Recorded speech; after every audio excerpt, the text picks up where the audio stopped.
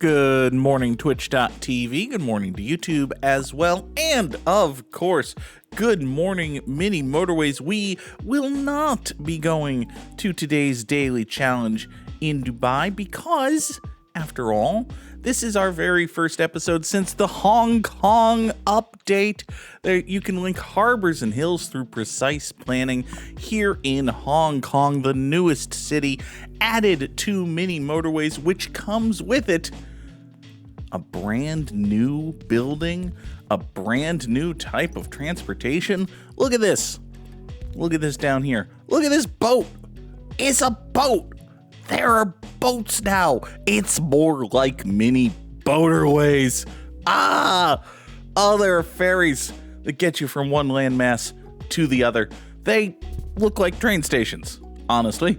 They look like they function exactly like train stations. But, you know, they're different for reasons. All right, so we're here. Is awesome. We only have the one bridge. So, oh good, we do have some red houses on this landmass. I was going to redirect like all of this red traffic, and I might still need to do that, but at least for right now, we'll be I was saying we'll be fine, and then we turned out not to be fine. All right, fine. Listen, let's get through this and see why the cat is meowing so much. Well, the cat is meowing because I didn't give her a brand new can of wet food this morning. Even though she has plenty of dry food she hasn't eaten, Nora. All right. I suppose we'll take a bridge. Although I am going to have to...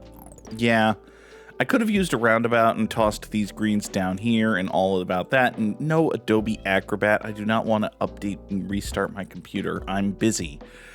Thank you. Here, let's do this. You come over here, service the ferry. You come over here. We'll get rid of this bridge. Hold on. If you service the ferry, then... Oh, boy. All right. These greens come down this way. We'll bulldoze that tree. Sorry about that tree. This business will now be fine. These will possibly, maybe, eventually be fine. Let's see here. How best to get... All right, let's do this way. Doot, doot. There. Now, hold on. Why can't... Oh, we can't... Oh, well, this is learning right here. We can't do a bridge that goes... Hold on. Why can't I do a bridge there? I thought that I just couldn't... Yeah, I just can't come anywhere... Oh, okay. We're learning right here. So in addition... Hi. What? Stop. I promise that I will look and see that you have food and be mad at you for meowing at me later. There's a cat. There's a good cat. Okay. So, as I was saying, so we have bridges here. They can come into the water. What they can't do is enter right here, which is where the ferry goes.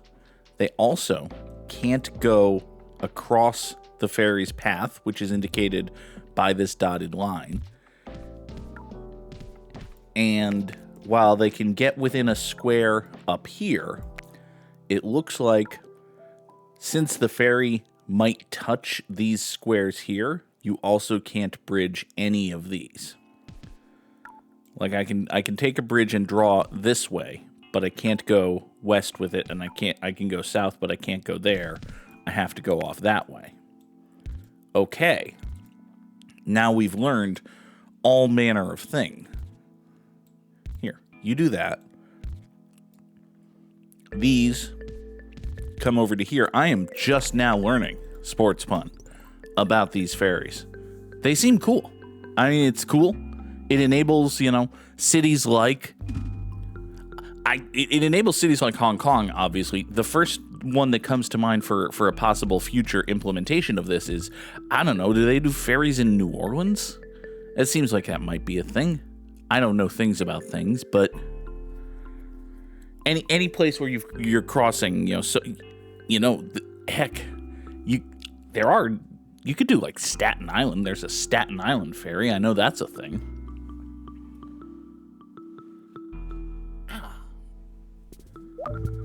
But hi. This is a thing that trains don't do. This is one very busy ferry port. Okay, all right. We'll take a tunnel here.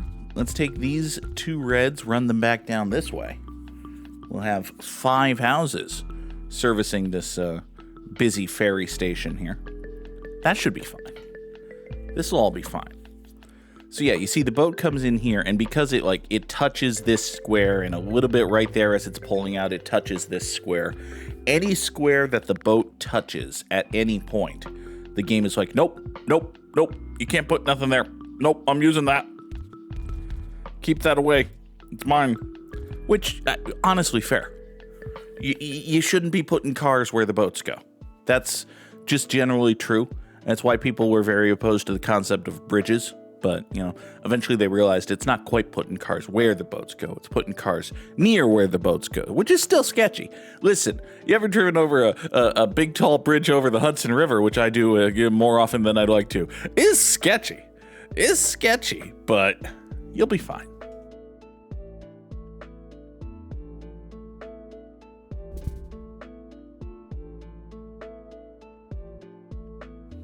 Y'all, I am effing exhausted.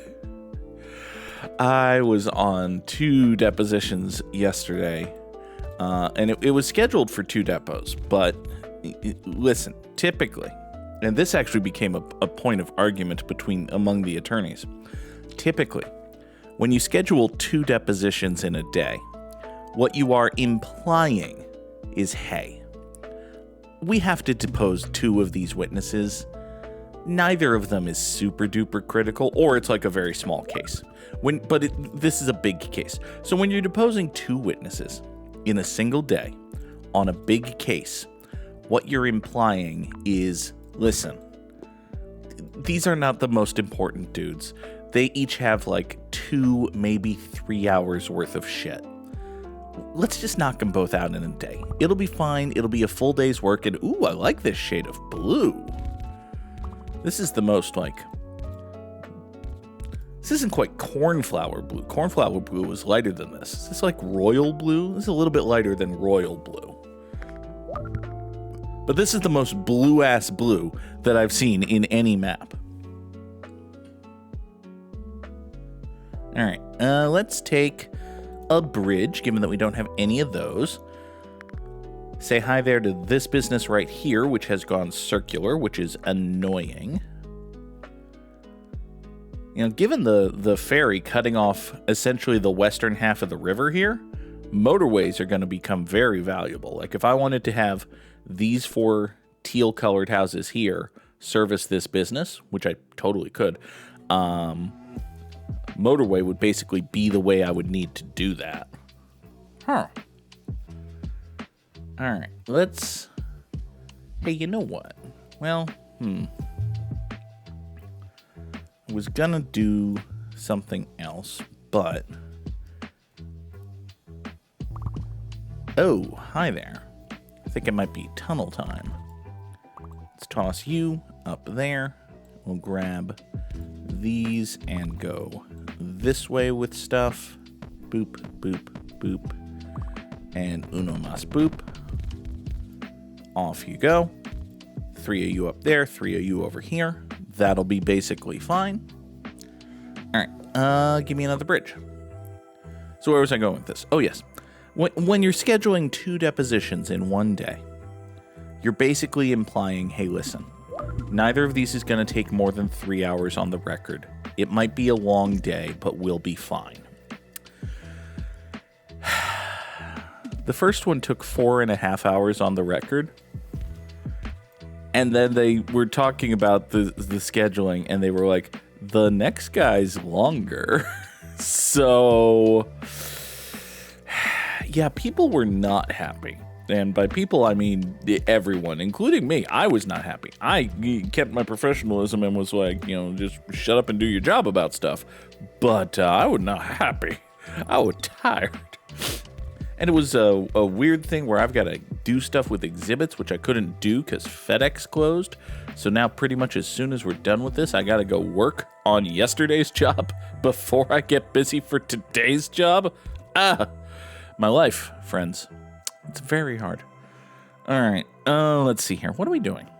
That's a good question. We've got this orange circle here, which is getting to be a wee tad annoying. What if we decided actually fuck that? We take these two oranges down here, provide additional support to this business. And then these 1, 2, 3, 4, like so.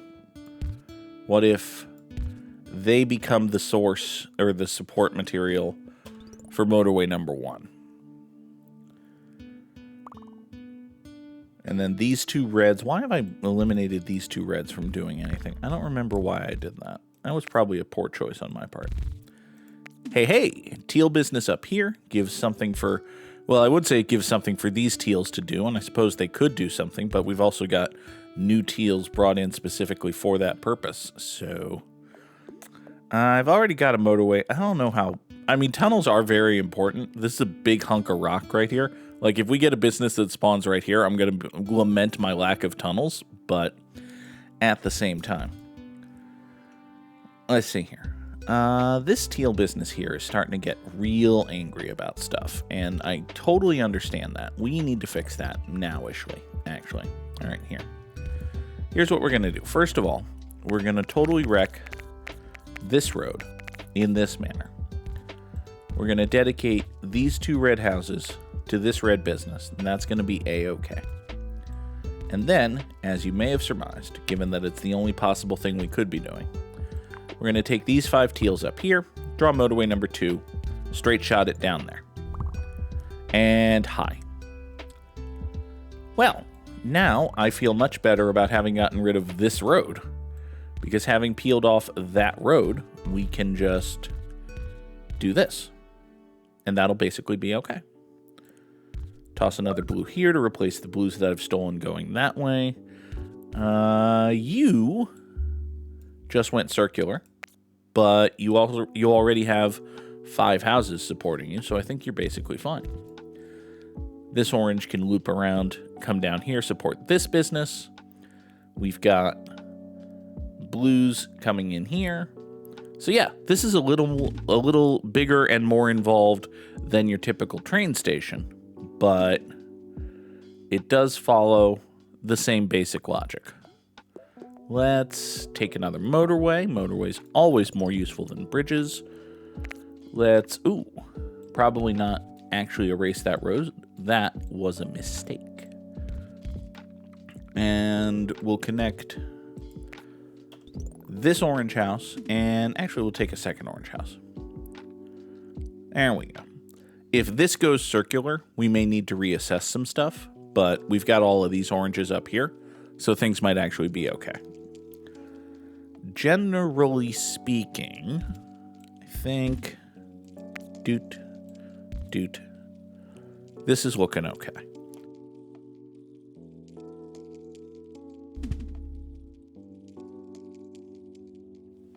Hi there, orange business. Let's grab these 3 orange houses. We'll draw a nice, simple, angular road right there. And, gross. Okay. Well, now I kind of wish we had a roundabout. It is Saturday. We could just wait. If we get a tunnel, I guess this will be high.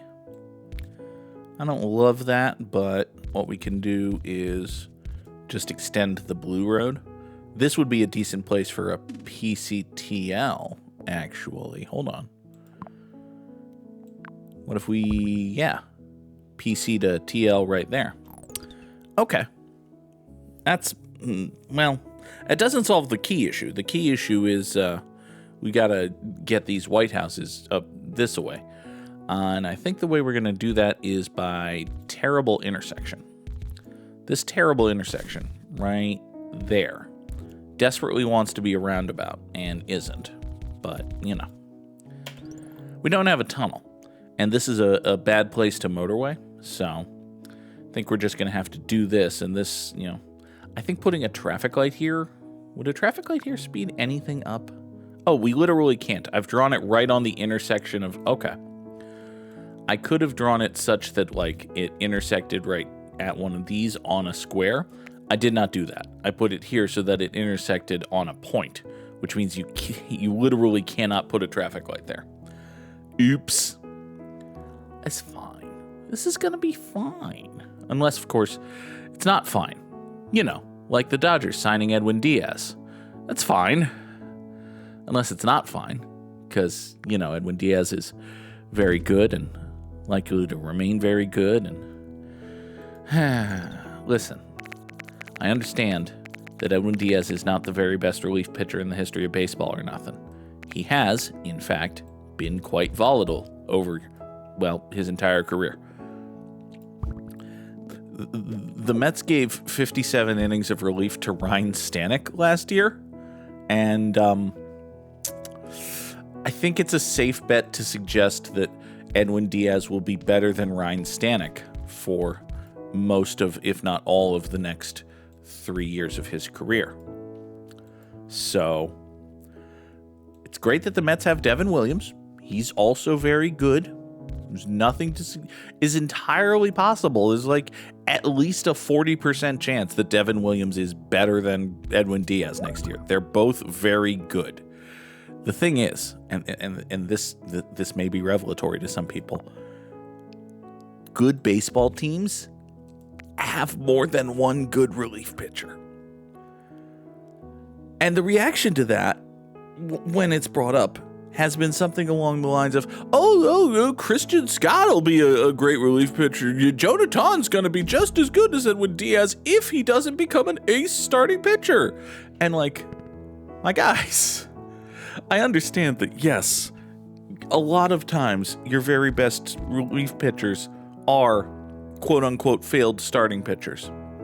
There are also a whole bunch of failed starting pitchers who just fail as starting pitchers. So, I know that David Stearns has a reputation of conjuring good bullpens from nothing. Have the Mets done anything to get better, or has this offseason all been bad? I mean, the short answer is the Mets have done stuff to get better. Long answer, first of all, what are we doing with this orange? This orange here, we've got to reconfigure this. Yeah, we're going to run this way now, just to get these just to get these white houses together. Get these white houses together. We draw motorway number 4 off into that direction. Okay. So, the Brandon Nimmo for Marcus Semien trade, I think, at the very least, was a very good use of... It was a very good creative way to make the team more flexible. Like, they wanted to get better defensively. Marcus Semien's a very good defensive second baseman. Marcus Semien's a very good second baseman. Brandon Nimmo's turning into a terrible corner outfielder. And Brandon Nimmo's contract is lengthy. It's, Marcus Semien's not an amazing player, but there's a very good chance that he's straight up better than Brandon Nimmo next season. And he's definitely a better fit for what the Mets need than 2026 Brandon Nimmo. Does that fall under the... I don't know if you would strictly say, that's certainly not a, sell out, go for broke, win the World Series this year type move. But I think it was a good smart trade. And the Mets, like the Devin Williams signing. Devin Williams is a good relief pitcher. He's a very, very, very good relief pitcher. You need more than one relief pitcher, but, if we're pretending that the Mets have a budget, which apparently we're pretending that the Mets have a budget. Well, the Mets do have a budget. If we're pretending that the Mets need a budget, then, maybe you don't want to spend $40 million every year on 2 relief pitchers. Yeah, listen, It's December 10th, okay?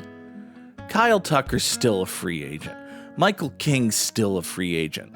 I don't know Amai's first name, Amai. Is it Tatsuya? I think it might be Tatsuya. The well-regarded Japanese pitcher whose last name is Amai. Well, Americanized last name because Japanese names are different. That guy is still a free agent. Okay? Alex Bregman's still I don't love the idea of signing Alex Bregman, but Alex Bregman's still a free agent. There's every possibility that Tarek Skubal will be traded. Fernando Tatis Jr. might be traded. There is all sorts of things that the Mets could do. Within a 5-minute span of time yesterday came the news that one, Kyle Schwarber, who the Mets were at least interested in and reportedly heavily interested in, re-signed with the Phillies. And then Edwin Diaz, who has been the Mets closer for the past several years and is generally well-liked and well-regarded and very good, signed with the Dodgers. It was a bad 5 minutes. Oh, what are we doing here? I've paused for some reason. Oh, right. I see why I've paused. This red business here. We don't really have a great way to service that. Ideally, I would I can't do... Yeah, ideally we'd want this clump of 3 to serve the circle and the clump of 2 to serve the square.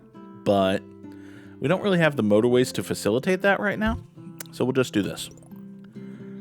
That'll be fine. It's like, yeah, the Nimmo for Semien trade, particularly because Nimmo's contract was really bad. And money is money, and Steve Cohen's a gazillionaire, and you should only care about that as much as you care about Steve Cohen's personal wealth, which is to say, not.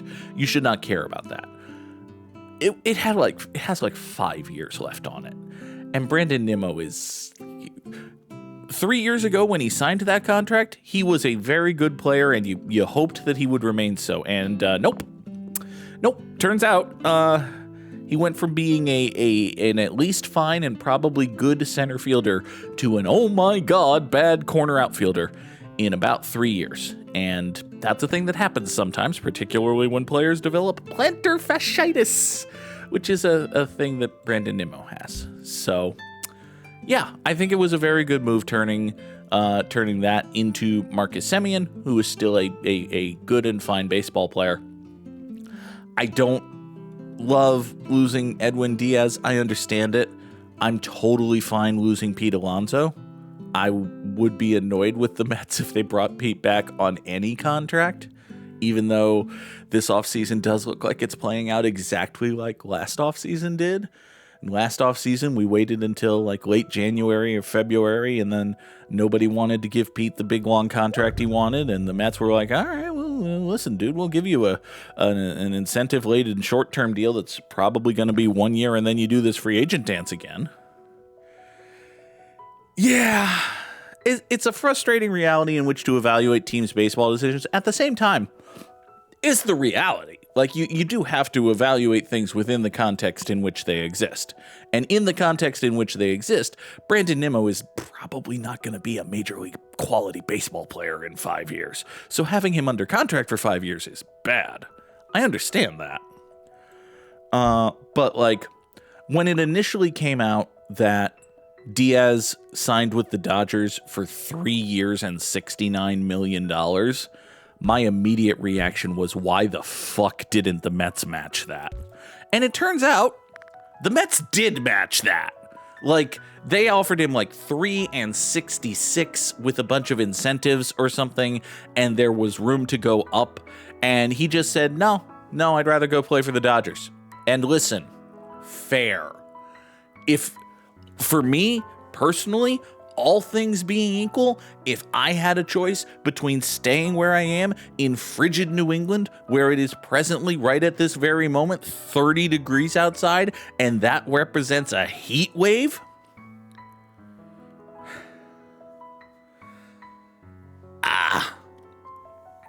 if I had a choice of doing my same job for the same money in frigid New England or lovely Los Angeles, I would probably take lovely Los Angeles, all things being equal.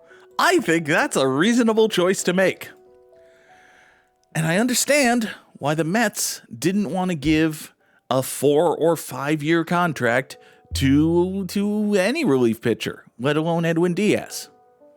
Something tells me Edwin Diaz does not personally have to worry about traffic very often, but I could be wrong. Millionaires have cars too, you know. Anyway, my point, a thought I have had, however, is this. If you're not going to be smarter than the Dodgers, because you're not, they're the Dodgers, they're very good at this, and you're not going to be more appealing than the Dodgers, because you're not, they're the Dodgers. They've won 2 consecutive World Series and are in one of the 3 greatest cities in the world, which has amazing weather all the goddamn time and is adjacent to literal Hollywood.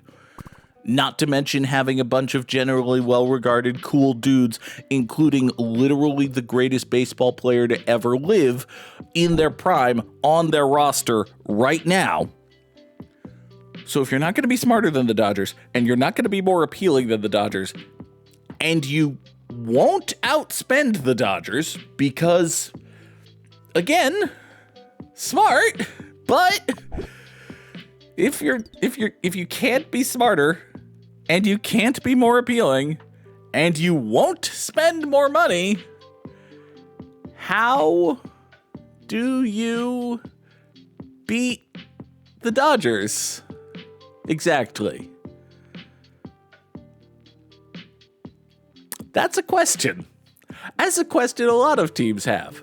And it seems like the best answer is try to get in the playoffs and hope you get lucky.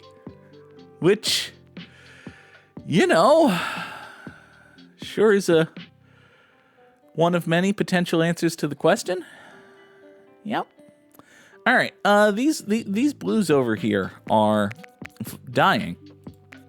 Yeah, so what we're going to do, I didn't have a better way of putting it than that. They're just fucking dying.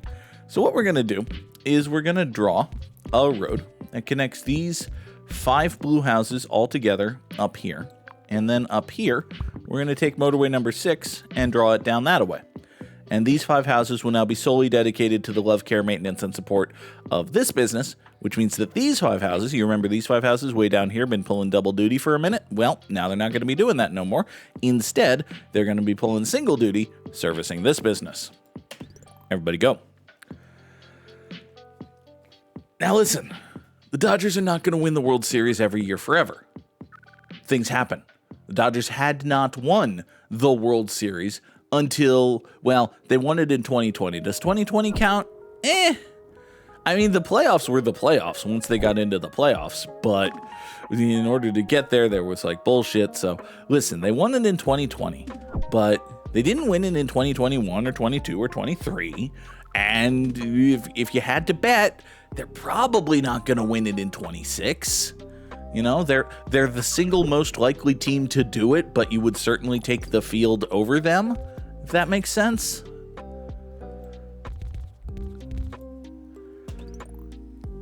So the Dodgers aren't going to win the World Series every year.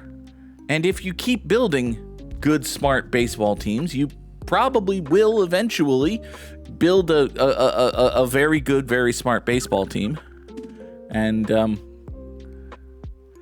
that very good baseball team will probably win a World Series eventually if you keep at it. You know what would help the Mets win the World Series in 2026 is if they had Edwin Diaz in their bullpen instead of yeah.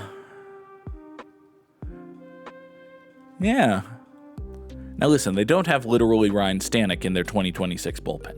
And they probably don't have any guys who project to be as bad in 2026 as Ryan Stanek was in 2025. But I tell you, they do have the exact same fucking starting rotation that they ended the 2025 season with right now, and that's irksome. But again, plenty of dudes are free agents. Michael King can be had for money. That gentleman whose surname is Imai can be had for money. Tarek Skubal can be had for prospects. And listen, the Mets have a lot of prospects because they are smart. They are good and smart, and they've built a very good player development operation. They have legitimately greatly improved their player development operation and have developed a great number of very well-regarded prospects. It would be nice if the Mets turned these very good, well-regarded prospects into excellent baseball players by means other than cross your fingers and hope they are presently excellent baseball players. Because right now, it sort of feels like the Mets' plan is to just cross their fingers and hope that their very good prospects turn into very good players. And listen, many very good players were very good prospects. Perhaps even most. Most very good prospects do not turn into very good players. This is why you trade very good prospects for very good players. But, you know, everybody loves the Los Angeles Dodgers and their homegrown superstars Mookie Betts, Freddie Freeman, and Shohei Ohtani, right? Everybody loves the Dodgers player development operation that gave them Blake Snell, right? Everybody remembers watching Edwin Diaz blossom as a prospect in the Dodgers minor league system, right? Right? Anyway, please welcome your number 4 pitcher for the New York Mets, Jonah Tong. Yay. We're so happy to have Jonah Tong, who desperately needs a pitch moving glove side and doesn't have one. And because of the way his rotation, because of the way his arm moves when he throws, probably physically can't develop one, but needs one in order to be, you know, good. He'll figure it out. He'll figure it out. God, I want the Mets to trade Jonah Tong so fucking bad. I don't think the Mets are going to trade Jonah Tong. Everybody come back and clip this in 2032 when Jonah Tong accepts his second Cy Young Award while wearing his 3 World Series rings. I don't think Jonah Tong's going to be a very good starting pitcher, you guys. Guys can be closers with nothing but fastball changeup. I mean, fuck, Keith Folk was a closer with fastball changeup, and he only barely had fastball. Jonah Tong's not going to be a good starting pitcher unless he develops a pitch that moves to his glove side, and he literally can't develop a pitch that moves to his glove side because of the way he throws the fucking baseball. So either you're telling me that you need to completely rework his fucking delivery, or he's just never going to develop a good glove side moving pitch. And that's bad. Anyway, we've unlocked the Fast but Furious and Boats to Bridges challenges. Those are lovely. I am sure we got a score of 28-22 in Hong Kong, which puts us top 10% in the world. That's lovely. I beat Pepito. Take that, Pepito. I have defeated you in Hong Kong. And by virtue of the fact that he has not done the mode, Samurai Sam is also defeated. Drop those GGs in the chat. Also, the Welkin stairs. Did I fat finger? I fat fingered the Welkin stairs.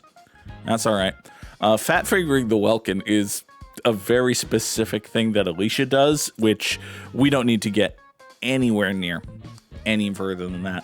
Let us bring in our friend, the Wordle. Hello, Wordle. Now, sadly, the Wordle today is not.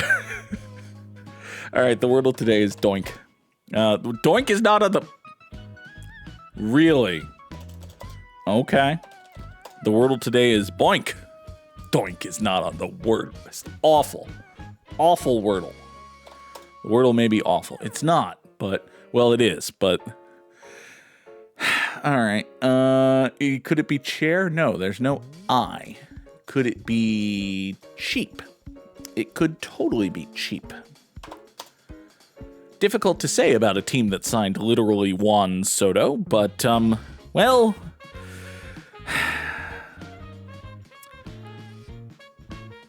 Let's see what Mr. Amai winds up getting, shall we? Oh, God. All right. We What is this word? It can't be Earth because there's no H. It can't be... Could it be ready?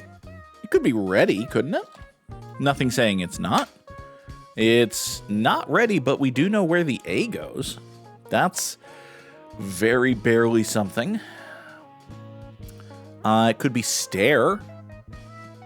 Could totally be stare. We did drop a Welkin stare. No, okay. All right. Well, by process of elimination, hold on. Okay, so we know that the R is not the first or fourth letter because we've tried it there and it's yellow. We also know that it can't be the third or fifth letter because there's an A and an E there. So that means that no matter what, R has to be our second letter. And we know that A is the third letter. Given these pieces of information, and the fact that we know that S isn't first and can't be fifth, we know that this is the word, except that X is probably an E. The word is probably erase. The word is erase. Hooray, puzzle logicking. That's good wordling, sort of. Oh, good. All right. Be gone, don't tell me the answer text, because if you know the answer, tell me the answer. As we jump into Time Guesser. Hello, Time Guesser.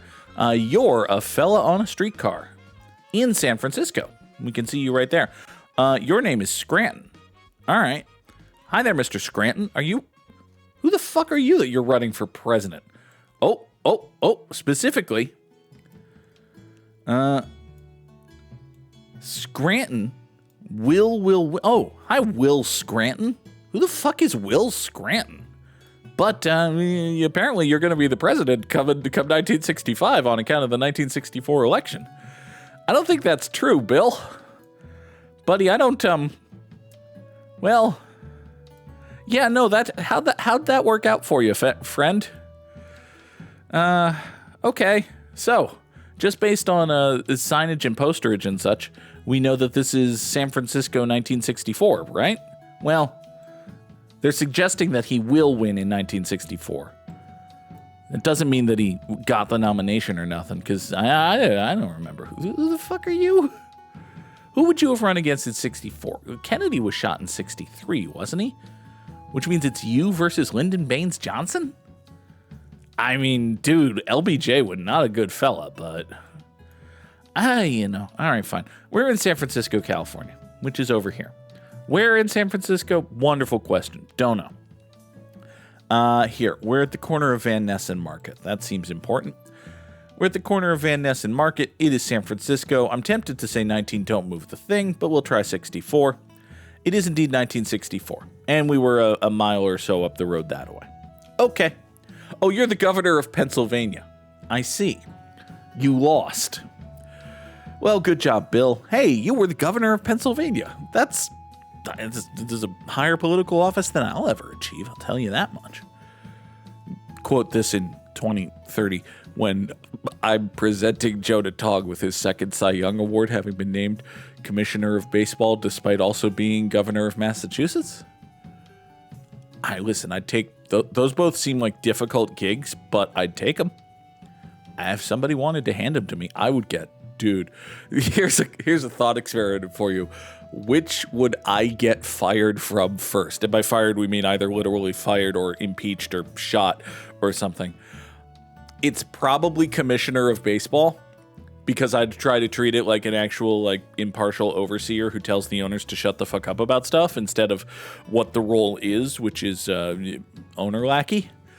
But, man, I'd get run out of Massachusetts on a rail if I was governor all of a sudden. Oh, well. Let's see here. We are at the Lindt Chocolate Factory, which is in Switzerland. Hi there, Lindt Chocolate Factory in Switzerland. All right. So that's the where of it now. As to the when. We got some fellas here. Are you, like, speechifying or just sitting? I think they're just sitting. No, they're not being, like, watched. Oh, these are the people being, like, watched. We got a little chocolate parade. Hi there, chocolate parade. I'm sorry. I haven't been noting titles of the episode because I'm, dumb. Listen, fair, impartial opinions and fuck billionaires are the same opinions, dude. It's either because they're assholes or because they're sexy. Wait, I didn't prep the... I have to hit the button again. I mess up the timing. Sports fun, it could be both. It could absolutely be both. We're going to find out because Chocolate Parade is the title of the episode. That is 1,000% happening. All right, now then. But yes, it is also an obscure Pornhub category. Oh, God, when is this? Man, I don't know. I feel 1950. Yeah, seems fine. We are in, well, I was going to say coastal Switzerland, and then I realized, wait, that's not, that doesn't strike me as possible to have a coastal Switzerland. Hey, question, where's the Lindt chocolate factory? Like Switzerland, obviously, but is it in Lucerne? Also, is that how you spell Lucerne? I've always thought that there were C's and R's involved, and because people say it Lucerne, but apparently it might be Lucerne, or there could be a different place. It could also be a different place. Here, we are in Geneva, Switzerland. That's how you say those words, right? Geneva, Switzerland. We're in Geneva, Switzerland in 50? Sure. We are, in fact, in Zurich in 1949. I'll take that. Works for me. Hi there, Europe. And also, Albania? Maybe? Are we welcoming Albania to Europe? Samurai Sam resubscribing for 54 months. I GG'd you in Hong Kong. I GG'd you in Hong Kong, Sam. As a true fact. As a factual statement. I did not do the daily challenge, in which I'm sure you did very, very well, but I put up a higher score on the Hong Kong map in classic mode than you have. That's a fair and accurate statement. I don't know. Sam probably did very well in today's daily challenge. Hey, where the hell are we? Well, hold on. So this is saying Felegdi State Europa. Okay, so the country of Felegdi here is being welcomed as a European state. Go look. Oh God. All right, let's play. Can we just look at a leaderboard here? We can just in fact look at a leaderboard here. Let's swing over here. Oh, Samurai Sam is number 9 in the world in today's daily challenge in mini motorways. That's nice. That's good. 6,980. That's a good score, Sam. Well done. Yeah, we're here welcoming, I don't know, let's say it's Albania. It could be Albania.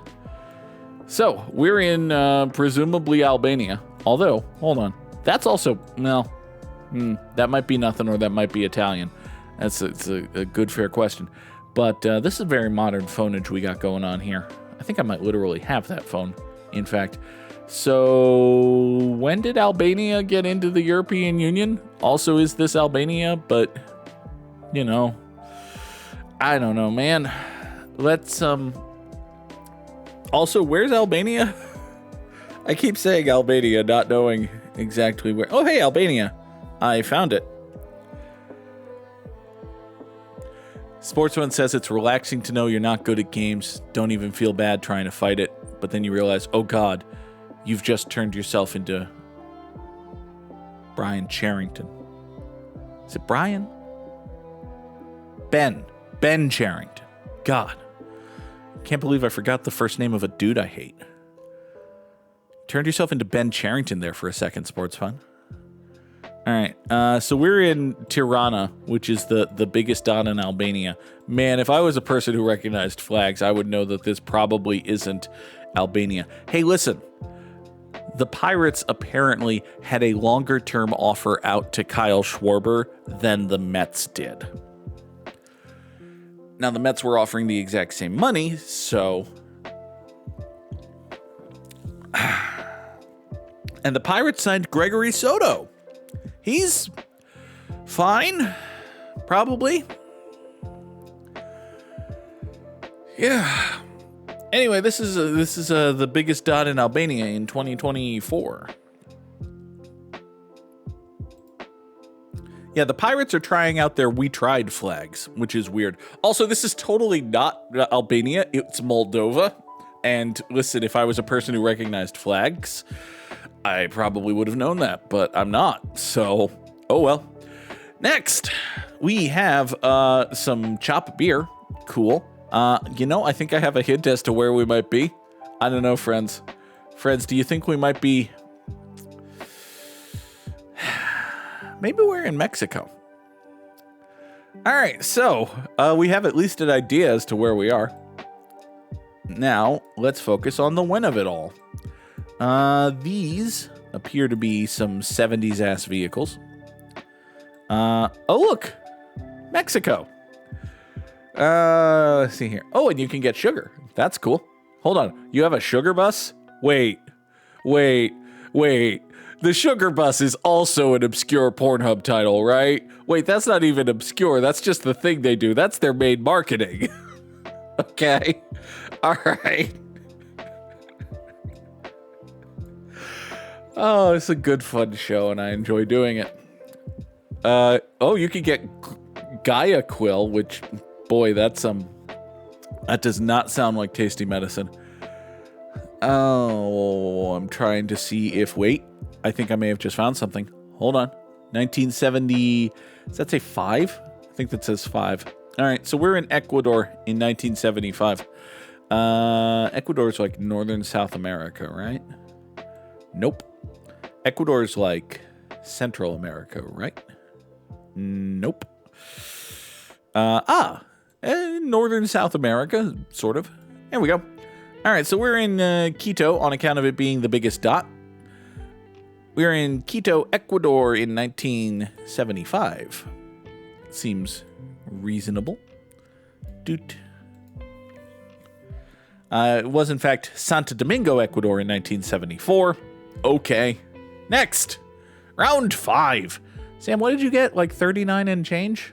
I think we're doing quite well in that regard. All right. Next, we have a colonial life building in New Zealand. Hold on. So we're the Indian of Zealand. Got it. We're at the Indian of Zealand. Fair enough. And that's Australian Bank Limited. Gotcha. Actually, hold on. Now I'm terrified because there is a fair bit of like physical geographic distance between this and this. You don't get a layup if you say this and it turns out to be that. You know what? We're gonna say, yeah. These are government offices of the Dominion of New Zealand. We're in whatever the capital of New Zealand is. I've forgotten. Auckland? Yeah, we're in Auckland, New Zealand, or perhaps Wellington. Fuck. Which one of these is the place where things are? I think it's Auckland. Hold on. Wellington, you appear to be tiny. Wellington, you're tiny. You're surprisingly tiny. There's like 20 streets. I thought there would be more than that. Auckland, do you have more than 20 streets in you? Should zoom out more. Oh, yeah, I was nowhere near Auckland. Auckland, you have more than 20 streets in you, don't you? Yeah, we're in Auckland. Okay, so we're in Auckland, New Zealand. Oh, hey! I'm just going to rattle off some names real quick. Oh, hey, Sophia Bush. Oh, hey, Danielle Harris. Oh, hey, Chantal Van Santen. Oh, hey, Hillary Burton. Oh, hey, Bethany Joy Lenz. Oh, hey, do I have one more? Come on, brain. Oh, hey. I got nothing. Sad. All right. So we're in Auckland, New Zealand. Let's remember some yeah. When is this? Good question. Folks seem generally upset about stuff. Black and white. grainy photography and all. Auckland, New Zealand, 19... Dickety 15? Dickety 22, maybe. Let's see here. I don't know. Yeah, late 30s, early 40s. There was a lot of shit happening in the world at that point. Could this be 45? That feels a little bit. Yeah, we're in Auckland, New Zealand, 1938. There. Doot. And Doot, Auckland, New Zealand, 1938. It is. No! Oh, gross. I fumbled the back. I fumbled the back so very hard. We're in Eastern Australia in 1954. Which means a final score of 40,058, which is still a good score. We still take those. But, oh boy. Ooh, that was dicier than it needed to be, friends.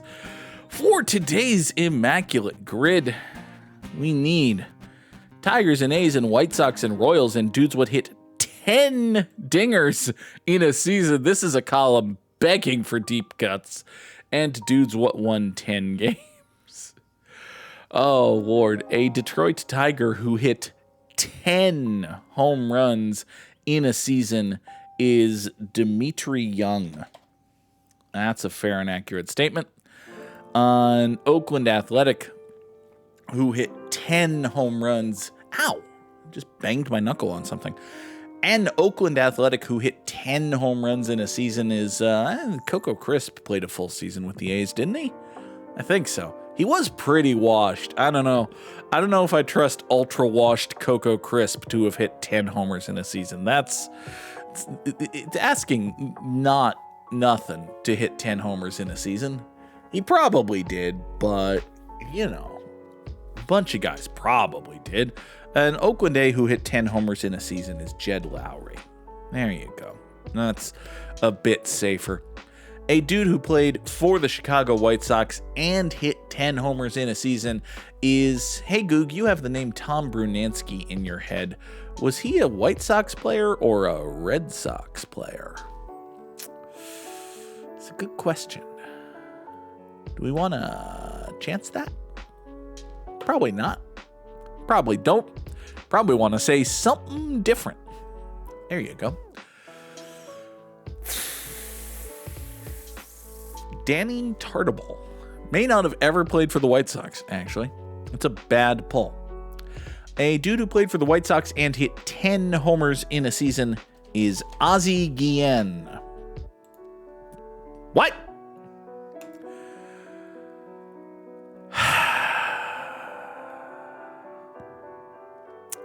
Apparently not. I did say it was asking not nothing. I know he was not a home run guy, but, you can be a not a home run guy and hit 10 home runs in a season, unless, of course, you're Ozzie Guillen on the Chicago White Sox, in which case, yeah, I was right to be doubtful of Tom Brunansky, but,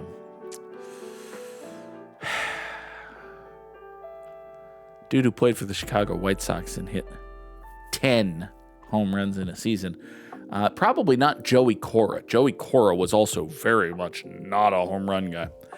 Ray Durham probably hit 10 home runs. There you go. Good job, Goog. Dude who played for the White Sox and won 10 games in a season is Jason Beret.